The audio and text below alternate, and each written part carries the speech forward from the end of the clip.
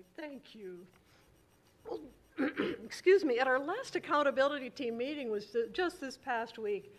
Pastor Lonnie, I thought, came up with a phrase that perfectly depicts what this team is, the ministry support team.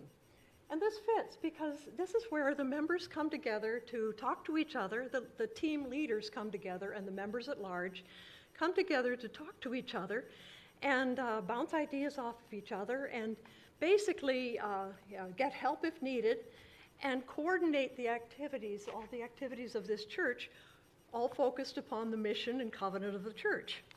So I will basically start with the little circle. Oh, no, back, thank you. The previous circle, we have at the top, of course, all-encompassing mission and covenant of the church.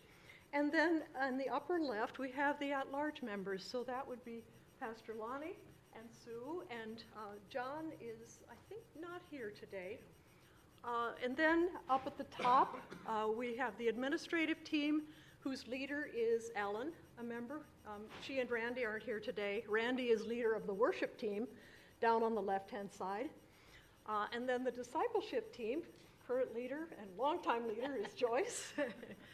And the fellowship team, and we're all envious of Renee because she and Ted are on a cruise right now. So the evangelism team, there's current recruiting going on for this team to get it together again.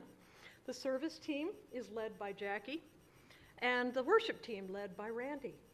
And all of these team members come together and work to harmonize the overall services that are provided by this church. Now we can go to the next slide. So what do?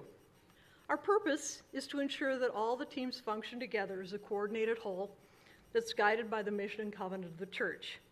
We meet regularly to review what each team, the activities of each team, and to find out what's going on, what's not going on in the team that should be, and most important, how can we help each other? Just some examples of what we have done or are currently working on would be we have facilitated each team's development of team goals based on the mission statement, orientation of new team leaders, which when the new team leaders come forward after election, we will be applying this orientation for them.